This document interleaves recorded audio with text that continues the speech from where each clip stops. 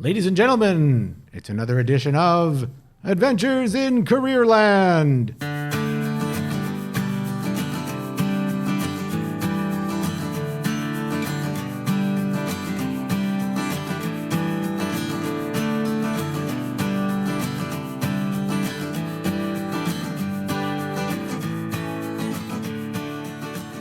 Hello, everyone. Welcome back. I'm your host, Adriano Magnifico. I'm the career facilitator in the Louis Riel School Division in Winnipeg, Manitoba, Canada. For our 8 or 9 listeners out there, one must be in some far exotic land like Russia or China or, I don't know, Mongolia, something like that. Wouldn't that be amazing? And we're broadcasting live from the Louis Riel Arts and Technology Center, but we're not in the actual studio because that place is packed. The broadcast media program is the program that helps me run this podcast, and it's a program that is really one of the gems in the building. It's one of 13 programs in the Louis Riel Arts and Technology Center for Applied Learning and Apprenticeship. But I have a special place in my heart for the broadcast media program because they provide me and supply me with 2 of their most outstanding students who produce this podcast, take care of it, edit it, help me put it online, and I'm so grateful to them. So we are blessed and happy to have Zoe Kruzek. How are you, Zoe? I'm good. How are you? I'm good. So, Zoe, what have you been doing all week? Oh, what have I been doing all week? Another crackerjack response from the broadcast media team. I like that. Now, you guys are working on projects here, haven't you? Right now, we're working on creating publicity for like all the programs in the school. Oh, and that's one of the cool things. The nice thing about the broadcast media program and all the programs here is they're all real life projects that impact on real lives and will make a difference. You can actually collect data about the kinds of things you're doing and the impact so you can see it directly. Most school doesn't do that. Is that fair to say? Yeah, I'd say that. Okay. And our other producer is the one, the only, Akira Sakaki. How are you, sir? And he's wearing his Yogi Bear outfit. Tell us about that. I like that.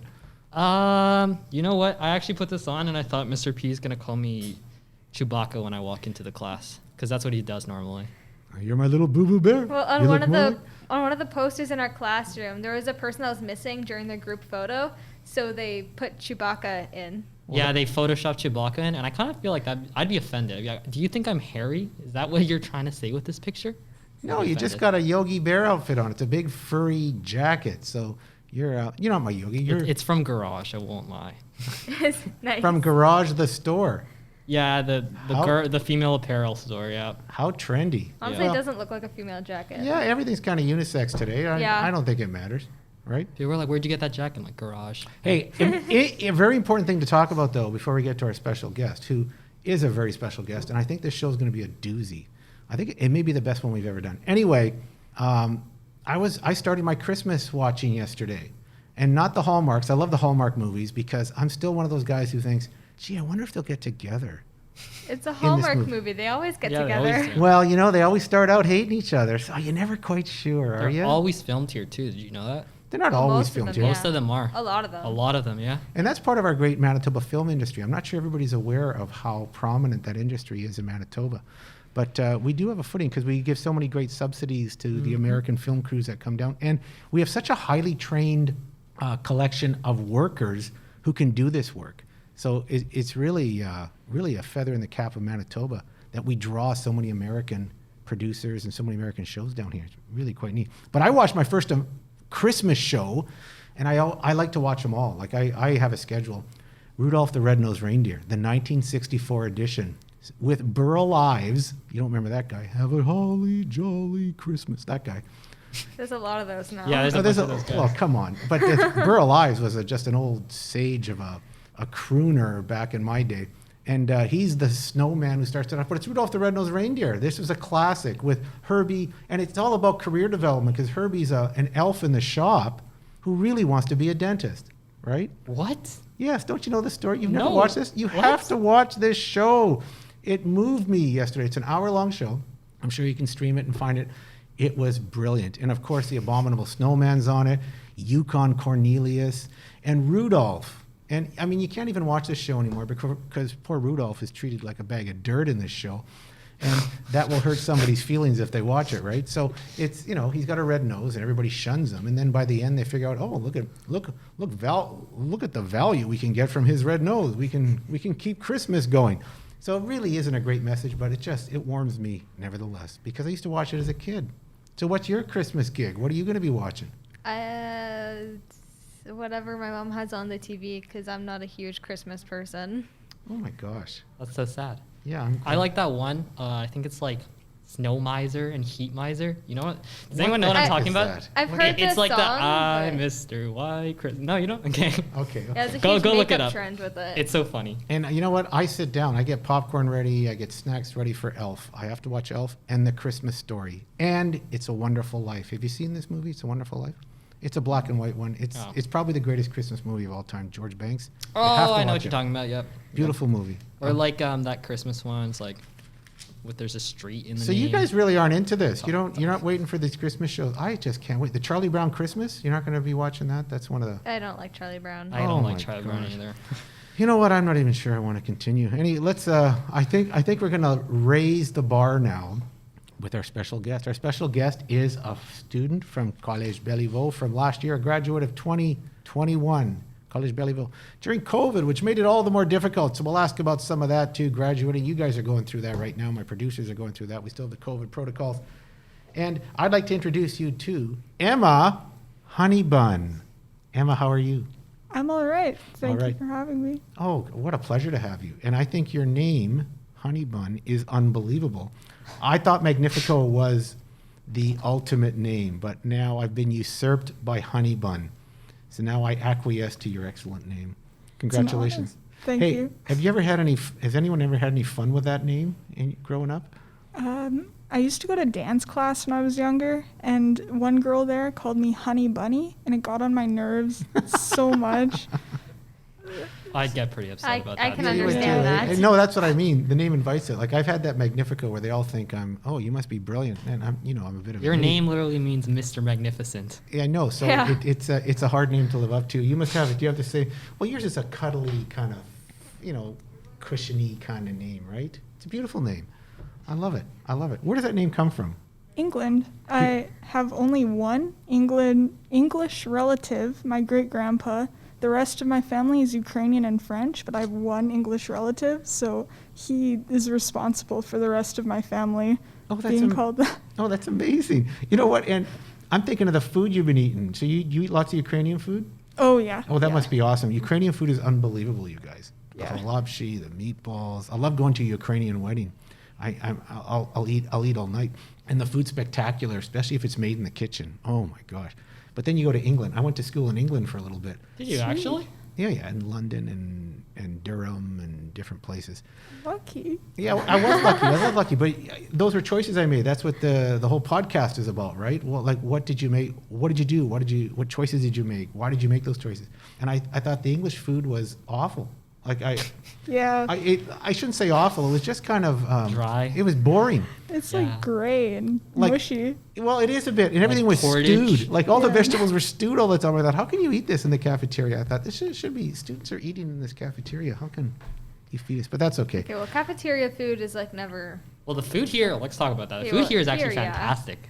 But we Well, have a this is culinary place. program, Akira. Yes, Well, it's you a know culinary what? program. That's right. Every school should have a culinary And I went to school in Italy for a little bit too. That'd be good. In a town called Perugia. The cafeteria is unbelievable. So for my little food card, I was eating pasta, I was eating carne, which is meat. And you guys would go, you know how you go to a tap to get a little water or a Coke? I could get wine. Did they actually give you that? It was How old are you? I was 20 something. Oh, never mind. I thought No, it no, I was 28, 29. It was fantastic. Anyway, so Emma, it's not about us, it's about you. You came from College Belleville. Now, how did we meet? Do you remember how we met? Like I didn't know you existed until you were in the Louis Riel School Division Skills Credential Program, Yeah. right? So tell us about that and how you got involved in that. I think it was like at first it was I forget the word, but I just dove right into it. Like at that point, career-wise, I was kind of like, oh, I have this thing that I want to do. I really like drawing, maybe I'll do that. I really like science, maybe I'll do that. But I didn't have a correct path. So when they were advertising like skills credential over like the announcement speaker thing, I was like, oh, that's cool. I don't know if I'll do it, but that sounds cool. And then I guess the more I learned about it, I had a couple friends going and do it too, and I was like, oh, why not? Like, it's an extra credit. I'll just do that. I'm being honest. Like, I just did it as like I was curious. Yeah, and I love that. And I love that. I joined a program which changed your life, you'd say, right? Yeah. Over the PA. They just announced something over the PA. Everyone else is talking. You're paying attention. And you joined this program, which met at noon hours. And the goal was to do a little more intensive career development, right? And to think about it. So I remember you saying to you felt a little lost. You had all these great options in your mind, but you didn't quite know in what direction to go. So you're coming into College Belleville in those meetings, and you did one of the big pieces of that credential is you have to do this big, long, and this is where I really met you. I met you because I did some of the workshops with your school, right? Did I come in a few times? Yes. Yeah. And then at the end, she had to do a credential and explain and talk about herself in this large career canvas that we've developed for the program.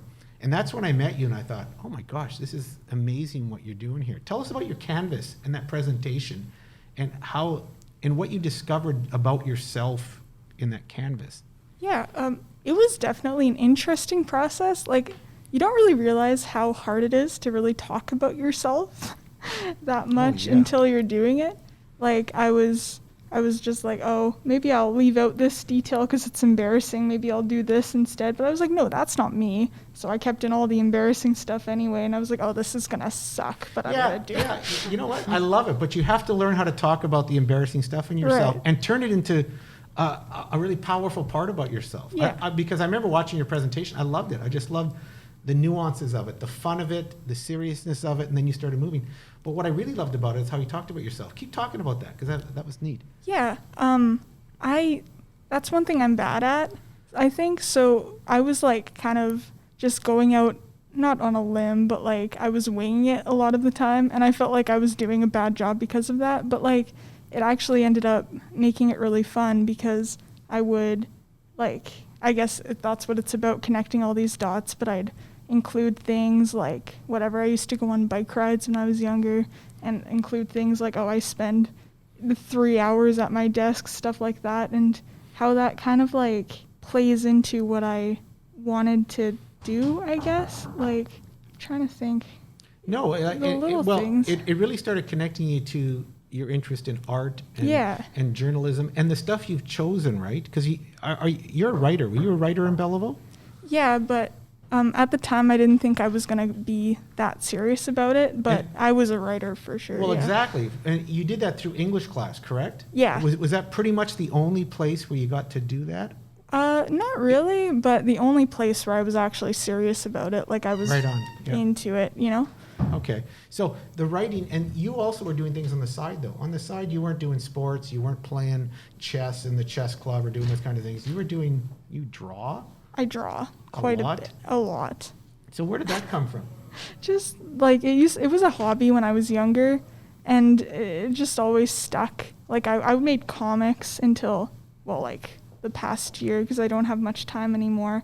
And I really thought that was going to be where I was going to go, but I guess it plays into it, because a lot of the time art, you don't think of it as kind of the same area as whatever writing, journalism, but it really played into it, I think. Oh, how so? That's pretty cool. And I love that you're doing comics. Like, what kind of comics did you draw? Like, what were your topics, and did you have characters and all this? Yeah, I had so many characters, so many that I like forgot about them. I think I had like a notebook that had like over 100 just little characters. They were like dragons and like... Who's your favorite character? I had one. He was like a pharmacist wolf guy with like crippling anxiety. It was a very dark character, but he has so this is like spot. You're writing a Breaking Bad kind of character. No. I think so. I think it was like a Breaking Bad kind of thing. Grade 8 Breaking Bad comic book. Well done, Emma. Oh my gosh. Yeah, you are dark. I like that.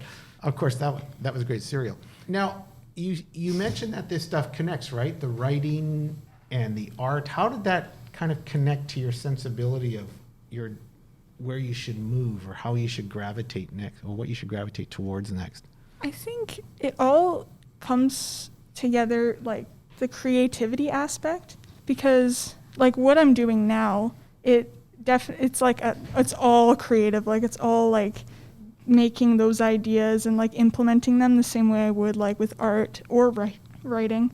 But a part of that is that lots of people think that creativity is like a magical kind of thing that you're born with, but it's actually a muscle that you need to like drive into your head to get those ideas, and like it's hard work. So I feel like that's how it really ties together, because I was doing that for fun and now I'm doing that for work. And there's a difference, of course, but like at the same time, I think the reason why I was prepared for what I'm doing right now is because I just did that constantly those were my breaks. So now that I'm doing it as like a work form, like a career option, it's definitely helped me a lot. Oh, Emma, I think that's really powerful. Is there a sense that when you talk creativity, you're talking about like working a muscle, right? Like working that sense in your brain, and it just doesn't come all the time. You have to practice it. Yeah. You know what? I was listening to a podcast, and Jerry Seinfeld, you know who he is? The comedian. I love this guy. His show Seinfeld. And he just said the hard work he has to do, people think this thing comes to a comic. He goes up there. He said, it's practice. It is work, and every morning he gets up and works and practices and works bits and tries them out on people. Is there a sense that with your writing and with your art, when you show it to people, that was good, or were you afraid to do that? Because that's what Seinfeld kind of said. He says, you got to show it to people, otherwise it doesn't get into the shape it needs to. Oh, yeah. Yeah, I was very much afraid of that. I think feedback is like the most helpful thing you're ever going to get, because it's like real opinions from real people, but feedback is also the scariest thing ever. But is it absolutely necessary, right? Yeah. If it's going to get any good. What do you guys think of that? Yeah, I like feedback. I mean, if I do because I'm a lot like digital stuff, like After Effects, like kind of like animation type things like that, I would say. So when I get like feedback from like a teacher or a fellow student, I normally try to take that into like consideration and how I can better the project or better what I'm doing. So I do really enjoy having feedback. It's important. Does it hurt to get feedback too? Oh, yeah. 100%, yeah.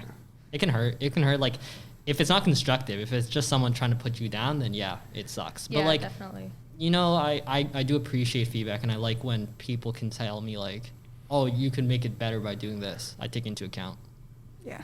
No, I agree with you. I do lots of projects, and I always ask for feedback. And I just did a big project with another province I'm working on some work that we're working in a collaboration about career development piece. And I did the first work, and it came back to me, and they didn't like it at all. Oh. And but then I went, oh, okay. And they wrote down a few things about what they needed. I redid the whole thing, and so I'm waiting on the next series of feedback. And you know what? I love the feedback. As much as it hurts initially, you're right. You have to. There's a certain pain in creativity. You have to feel pain for me in the creative process. Otherwise, it never shapes into what it has to be. Because if you're always happy about, oh, look what I made. Oh boy. If you're always happy like that, it really never takes off. You might get lucky, but really, feedback is so important. What a neat thing. So you've gone then. You're an artist. You're a thinker. You're a writer. You're a creative person. You're open to the creative impulse, and then you applied for creative communications at Red River. Why did you do that? And how did you come upon creative? Most kids don't know that creative communications at Red River is a program. They don't. And were you aware of it? I was aware of it. Like, I was aware of it pretty early on, because I actually have a cousin who was a student before me. Yes. And she was always talking about it, and she works in PR now, and which is like not the direction I'm going, but like it's very cool how it makes you a jack of all trades anyway. But yeah, yes. I learned it from her, and at the time I didn't think I was going to go down that rail. That's like a common theme. Like, I didn't think I was going to do this, but then as I learned more about myself, I realized, oh, maybe this is something that'll make me really happy, and I just impulsively go for it, and it turns out being like that the best decision I've made. And I always talk to students. We always talk in this podcast about students and people who are living their lives going, well, I took a shot at this, turned out to be the best thing I've ever done. Yeah. And even when it's not exactly correct, you're still gonna take something from that experience. I always talk about Spider-Man, right? What stuck to me, and like what from that experience, even when it's not going well, something went well. I just have to open my brain and my heart to what went well here, because every experience is an opportunity for learning and possibility. How do you feel about that? I completely agree.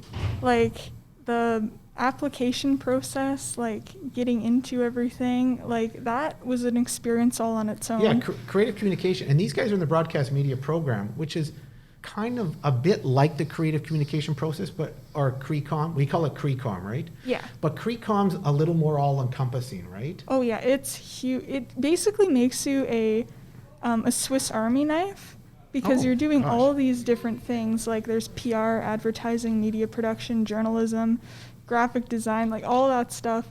And eventually you choose your stream. But the first year is all about, basically something my instructor said was that if you can dodge a wrench, you can dodge a ball. So the first semester is just like really teaching you how to like do all these things and not completely fall over and die. So the workload, now you had to get in a portfolio. Did you make Yeah. a portfolio on your own? What was to get into this program, they just won't let you in. And there's a long No. waiting list to get into this program. It's Oh, hard yeah. to get into Red River. It's hard to get into Yeah. this program in particular, because I've helped a lot of kids work on their portfolios. So did anyone help you in your portfolio? Yeah, I had lots of proofreaders. Like as far as the actual creative process went, I did it on my own. But like once I had everything written down, I think I sent it to like 4 different people, my cousin included, just to proofread, because like things like capitalization. What kinds of mistakes things or- were in there? What kinds of things were in your Oh, portfolio? yeah. We had to do something for every class. They wouldn't tell us, of course, when you're making the portfolio, but it's after you finish, it's obvious. But we had to write about an advertisement, so they know you have a pretty good like sense of what it's all about. You need to write about journalism ethics.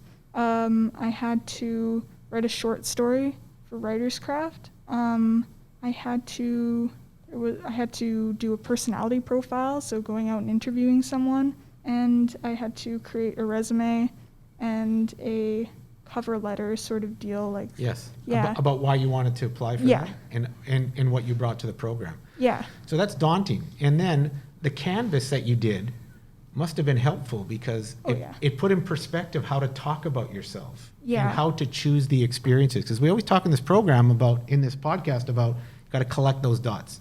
You're talking about connecting them. They're asking you to collect them first, and then in those dots, start putting them together. So now that you're in the program, is it the right place for you? I think so. Why? I went in thinking about media, but journalism, it's insanely cool and insanely what I want to do. Like, it's such a good blend of like being a real person out in the world and talking to people and understanding people, and then explaining things. And like, I know there's a big stigma around journalism, but like it's all about just being transparent, being a person for the people sort of thing. It's just about meeting, like being part of the community and being a voice, I guess, for it. And it makes me very happy, and I want to pursue that. That's awesome. So you'd like to have an impact in the community. You'd like to be a journalist that's sharing and impacting on the community based on Yeah. what they know. Are there other kinds of journalism that connect to you in this program so far? Like, what are you beginning to? You said you choose your path, right? What are you meandering towards? Just the writing part of it and the journalism, or are there other parts of the other parts you're doing that you're thinking, I kind of like that too? Oh yeah, like in media production, you learn a lot about like just like what I guess you guys do here, like about being behind the camera, about broadcasting, all those sorts of things. So that's definitely interested me too, like being a video journalism, using the creative parts of both medium to kind of bring it together. And Yes. yeah, Is that what you guys like about this program? Like, you're pretty much video editors a lot of the time, but you're also broadcast announcers. They do football games. They'll stream football games and run across the Awesome. field with the cameras and Yeah. and be in the booth and do play-by-play and do all those kinds of things. And you were out in the field. You talked about this. You were out in the field during our first winter storm. She was out running with the camera So in the funny. cold. She was Yeah. like, there's pictures of her on CTV, just There standing there. is. Yeah. Yeah. That is funny. admirable.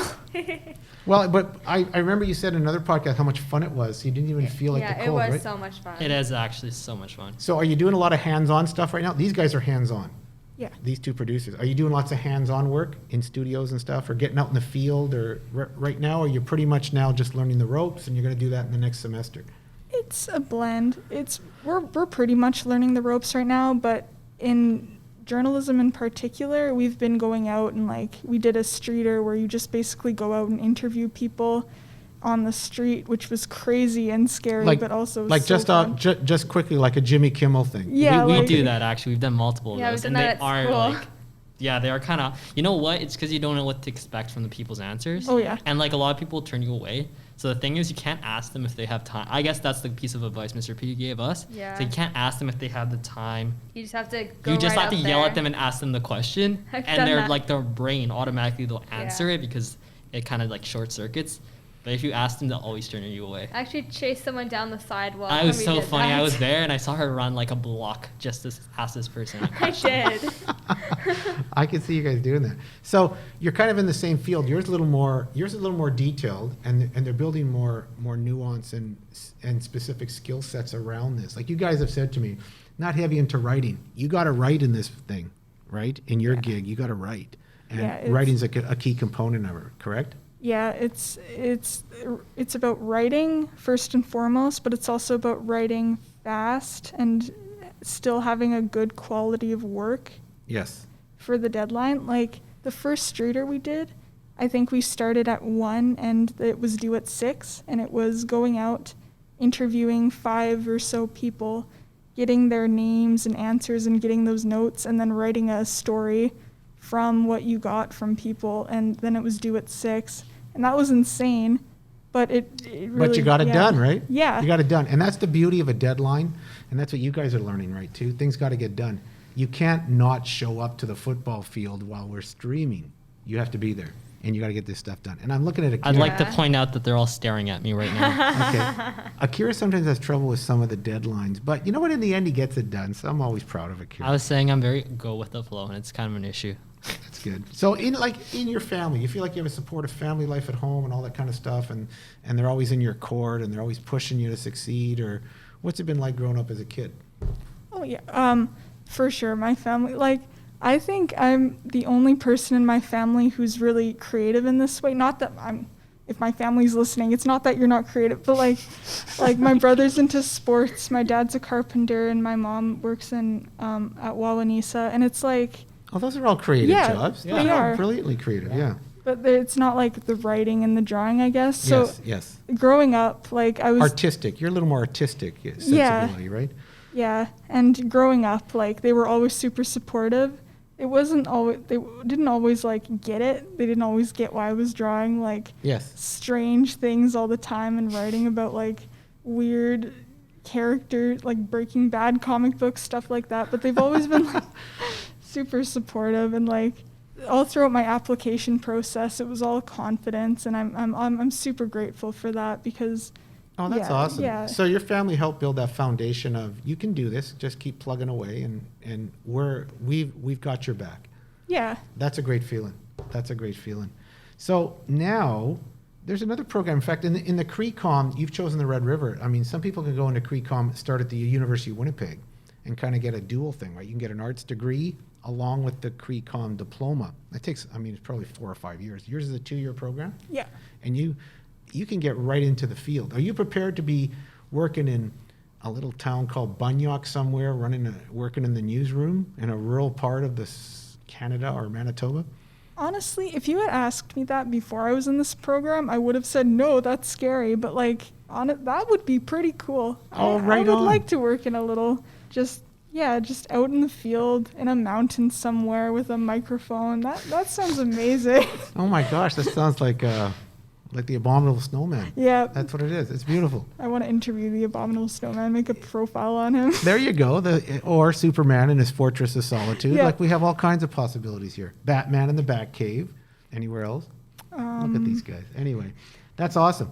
So you're getting excited by life and all these possibilities now, aren't you? Yeah. And just seeing what it holds and how you can shape them. Yeah, how I can like actually go out there and experience things and meet people and talk to people who I would never talk to. And you never wanted to do that though. Yeah, in it's school, so like you weird. never wanted to do that. You were, and that's part of the interesting aspect of the surreal high school experience, right? You're cloistered in this building with your supportive friends and with your teachers, and when you go out, it's going to just completely change. So Yeah. you were like this, and now you're like this. What do you think brought it on? Just necessity, or just, oh my gosh, what's happening here? I think it was a matter of stepping outside of my own kind of comfort space, because all throughout high school, I will beat myself up over this. I was not a social person. I was like negatively antisocial, I think sometimes. And now, because I was scared of it, I guess. And now that I actually even if I'm scared of it, I'm still gonna do this. Now that I need to do it, I'm finding that I'm enjoying like going out, talking. Oh, I love that. Yeah. I was the same way. Like at normal high school, I was like an introverted person. Like I wouldn't really talk to anyone except my best friend. And now that I've come here, like I talk to a lot more people and I'm a lot more confident in just being with people in general. It's great. And I love that. And you know what, Zoe? You would have never said that at the beginning of this No, podcast. I would not have. Like she's come so far, being a high school student. Akira, you're just a yapstick, and you're just amazing when you talk to people and you bring people in and you connect with people. I think because you always bring the McDonald's food. I don't know how you continue to eat. I've never seen a guy eat McDonald's food like this guy. It's frightening. So unhealthy. But you know what? I mean, this program's kind of fueled what I've always had. I've always like fed off of people's energy, kind of like I'm a Yes. huge introverted person. Always have been. And like just being here and like getting to work like in a group, like on team broadcast, that just kind of like feeds the energy of introverts, extrovert. It's brought the extrovert. social person Yeah. out of you. More than it already has, like more than I've already been. So it's good. Oh, I like that. So if you were to talk, think about this. If you were to talk to a group of grade 9, 10, 11, or 12 students, let's say 11 and 12, and you said, you know what, here's what I'm doing. I'm going to give you a little piece of advice, cheap advice. What would you say to them? Whatever you think you can't do, oh, that's cheesy as heck. Oh, I like that. No, we love the Hallmark. You know what? And I also love the Hallmark movie. I was talking to my group here. I love Hallmark movies only because I get it. I don't know how they're going to end. Okay? How do you not know how they're gonna end? I just love it. They I love end the Hallmark They movies. end the way. same. No, they don't. You know what? But if you watch the beginning of those Hallmark movies, You're the kind of guy They're who always would watch, fighting, and you you're think, the kind are of they guy who gonna get watches- together? You're the guy who watches Romeo and Juliet like 100 times, hoping that every time it ends differently. Yeah. no, You're that kind of guy. no, I taught it. I know how it ends. But yeah, Are you sure? Yeah, he wishes that it doesn't end that way. Maybe I'm just a little wistful thinker and just love the world and want things to turn out just right all the time, just like in a Hallmark movie. Anyway, I'm wishing for a Hallmark sweater for Christmas. What's a Hallmark? Is that one of those like Like- gross Christmas sweaters? Yeah, Christmas I'm sweaters. I'm hoping for one of those. The ugly ones? Yeah. Anyway, so yeah, now that we're back to your statement, it's not as Hallmarky as you think. That's awesome. Go ahead. Okay, so coming from my personal experience, whatever you think you can't do and what you're super worried about failing at, but you do want to do, you need to pursue that more than the things that you think are easy or the things that you think would come naturally to you, because that means you really care about it if you're super scared of failing at that one thing.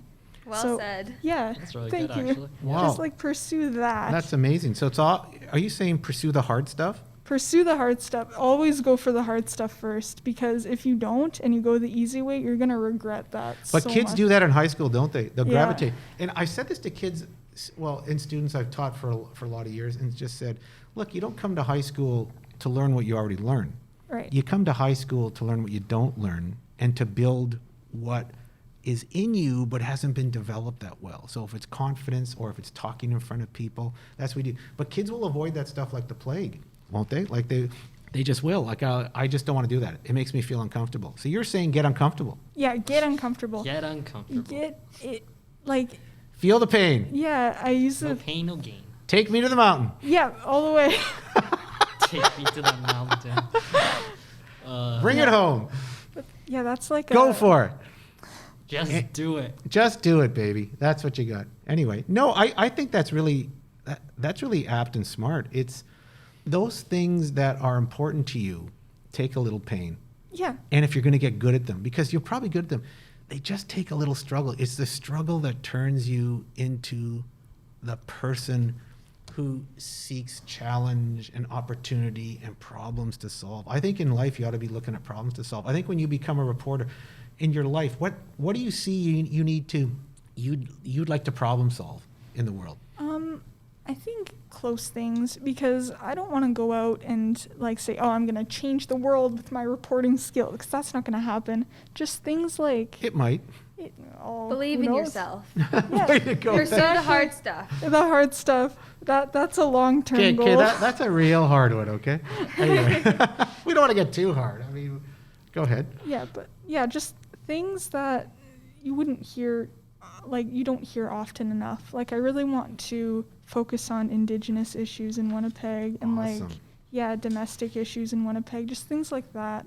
And just things that I feel should be talked about in a way that is mature and educational, and not in a way that is like breaking news, this is terrible, you know, that sort of thing. Yes. Yeah. And so do you volunteer in places yet? Like these are things you have to figure out. But for example, the Indigenous issues are awesome. Like that's something, or poverty in our city. Are you volunteering anywhere, or is that something you want to do down the road? Like to immerse yourself in those spaces to really get the sense of what the story is here?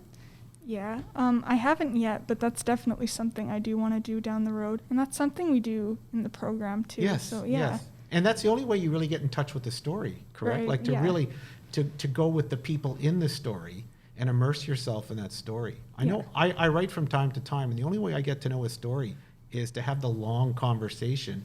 And sometimes when I write, I have to go take that karate class if I'm writing about the karate class. And I've done that before. And it's, participate in this activity if I'm going to write about it, because it gives the writing more nuance and more relevance and more believability when Yeah. you feel the pain of your audience a little bit. Yeah, exactly. You Like know? it's the same, half of it's being there. Like Yes. if I'm not there, what's the difference between writing something downtown, writing something happening like on the other side of the world? Like you need to be there. You need to talk to people. That's the number one thing. And you need to like not be biased, obviously, but like there's got to be a human aspect to it, so you actually know what you're writing about and experience that firsthand. Because if you don't, like, you're basically, it's not the same as writing fiction, but like to you, it's not real yet. Yes, right on. Oh gosh, you're so intelligent. But you know what? We're going to take you away from that intelligent space and bring you to the whip it round. Oh, yeah. No. Here it is. Kira, you Are you ready? No. These guys are ready. Now, this is a round we do where you have to answer quickly. I'm going to turn it over to these esteemed individuals here, and they're just going to ask you questions. The answers are not ones you take a lot of time thinking about. We've had some people discuss the answers. That's not the way we want it to go. It's a whip around. The whip around means like it's a crack of a whip. Okay, that's how quick the answer's got to come. So Okay. I'm going to turn it over to our leader in this round, who is Zoe. Yeah. And she shall take you through. And I'll be honest, it's been lame most of the time. It's gonna be So- lame. It's so not It's, lame. I promise you it'll so be. It's we gonna are be trying. lame. We are trying to upgrade the whip it round. I challenge them every time. Let's see what the questions are this time, and Bring let's it. see how it goes. Zoe, the floor is yours. Yeah. First off, I'd like to note that Akira looks panicky right now. You know what? It's because I'm like listening. Throughout this whole thing, I'm trying to be here, but at the same time, like, what can I ask her? And I never get anything. Ever. I don't know how Zoe gets all these questions. Well, you know why she does? Because she actually has a notebook. I with have a patient- notepad. A notepad. But you know Okay, what? that doesn't count. Okay. It's on your phone. Come on, Yogi Bear. You're ready. Are you ready? Are we ready? Yeah. All right, Zoe. Are you ready? Sure. All right, so yeah, I'll ask the first few questions, and then Akira will hopefully ask the next set of questions As afterwards. if she got 8 questions. I have more than that. Shush. All right, we'll start with coffee or tea, Coffee. ninjas or pirates, Pirates. Marvel or DC? Marvel. Fake Christmas tree or real tree? Real. What's your favorite Christmas movie? Elf. What's worse, laundry or dishes? Laundry. And your favorite, do you like writing or watching TV better? Writing. Both. Sweet or salty? Sweet. Messy or clean desk? Messy, honestly. Winter or summer? Winter. Oh, both. I can't. I'm failing. And that's the whip it round. I don't know how you got so many questions, Zoe. Well, you I know wrote what? them earlier Okay, in the this- day. You cheater. No, she's not cheating. She's actually preparing for the whip it round, Akira. So that's what you do when you prepare. What does ninjas and You pirates have some to do with what brilliant we just questions. talked about? I'm sorry you had to hear this, Emma. We'll talk more about this at another time, but that's Akira. Thank you, Zoe, for that excellent preparation. You're I'm just so welcome. pleased. And Akira, thanks you for trying again, as usual. But that was good, and we learned a little more about you. What do you like to put in your toast? Honestly, cream cheese. Cream cheese. There you go. So I added a piece to Akira's whip it Thank round. you. And you just got Yeah. whopped. In the end, you got Appreciate whopped. That's what we the say. You got whopped in the whip it round. Yeah. Okay. So, Emma, that was fun. I hope you had some fun here today. Yeah, thank you. I did for sure. And for doing this, of course, you get the cool mug. And Yeah. of course, she gets the Adventures in Careerland sweatshirt, which I'm about to give her. It's just going to be an awesome thing. She'll wear it Thank around the you. Christmas tree. And of course, you didn't ask her in the whip it round, what's your favorite podcast, Emma? Emma, are you answering giving me the right question here? Is Look it- at his do you un- sweatshirt real Do you quick. understand what the question is? Oh, What's your favorite I was podcast? I was kidding. Of course Adventures you in are. Careerland, Adventures in obviously. Careerland. There you go. Emma's thinking about it. Well, I have a lot of podcasts. Oh, Emma, you don't get the sweatshirt without I'm sorry. saying the right thing. Anyway, you did. That was excellent. So, ladies and gentlemen, how proud we were to finish another edition of Adventures in Careerland, and that was, session number 9 of this season 3. So, how happy we are to do this. We're getting into the Christmas season. Hope everyone is safe. I hope everyone takes care of themselves, and I hope everyone is having a holly jolly holiday season so far. Ladies and gentlemen, that's it for another episode of Adventures in Careerland.